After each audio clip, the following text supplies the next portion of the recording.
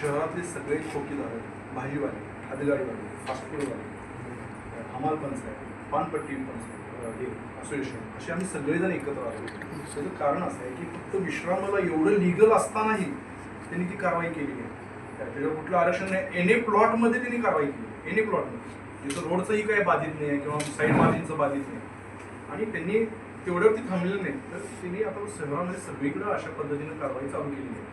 आता आम्हाला लायसन्स आहे, आम्ही घरपट्टी भरतो, आम्ही भाडं भरतो, आम्हाला लाईट आहे, आम्हाला पाणी आहे.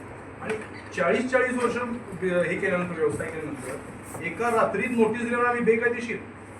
आणि त्याच्या पुढची गोष्ट अशी की अशी जर का संख्या काढली तर संपूर्ण सांगली, मिरज, कुपवाड शहरामध्ये साधारण 20,000 संख्या, 20,000 खोकी किंवा व्यावसायिक उठवणं म्हणजे 20,000 कुटुंबांना आपण रस्त्यावरती आणणार.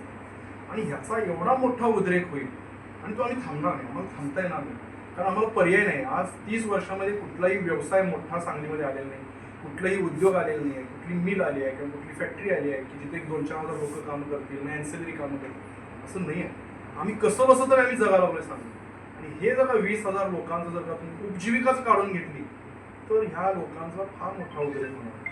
आणि आयुक्त साहेबांना आम्ही यापूर्वी भेटलोय, बोललोय की साहेब यांचं पुनर्वसन करू, तुम्हाला जिथं अडचण आहे तिथं आम्ही मदत करतो. कोल्हापूर रोड आम्ही एका मिनिटात आम्ही खोकी काढून घेतली, आणि कुठे अडचण आहे आम्ही काढून घेतो. तर बाकीच्यांना तुम्ही असं सरसकट हे करू नका, ते ऐकत नाही.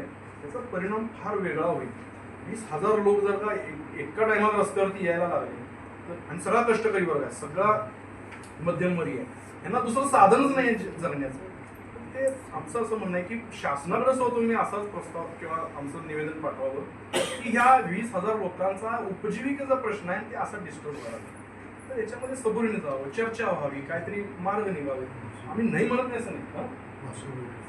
आणि दुसरं एक, रेल्वेचे प्रशासनवाले आम्हाला सांगतात की कलेक्टर साहेबांनी आम्हाला डिमार्क करून दिले की ही तुमची जागा आहे.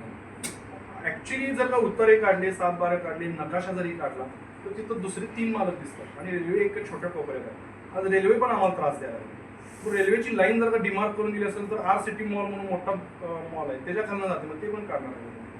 आणि काढणार नसाल तर मग त्या गोरगरिबांना काढून तुम्ही त्रास देऊ नका. रेल्वेलाही आमच्याकडे तुमच्याकडून सूचना जाव्यात आणि राज्य शासनाकडे जाव्यात असं आमची विनंती आहे.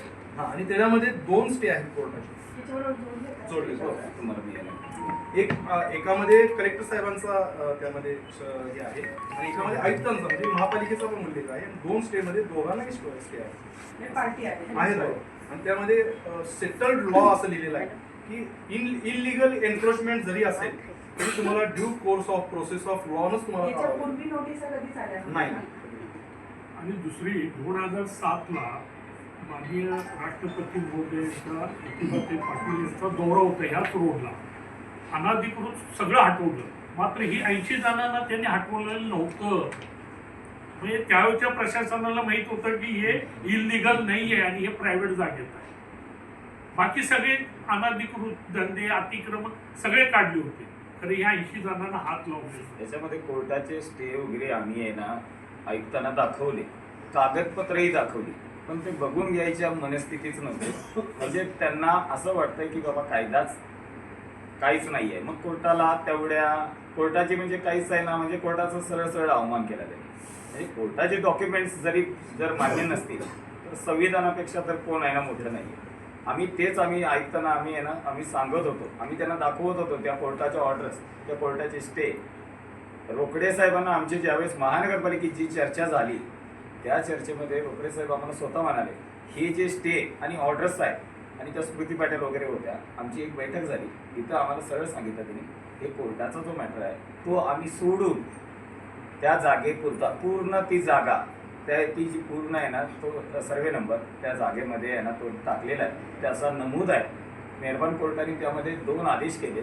कायमस्वरूपी स्टे असताना सुद्धा 48 तास सुद्धा त्याला आहे ना आम्हाला दिलेलं आहे. शनिवारी रात्री 8 वाजता आम्हाला दिले. त्याचे आम्हाला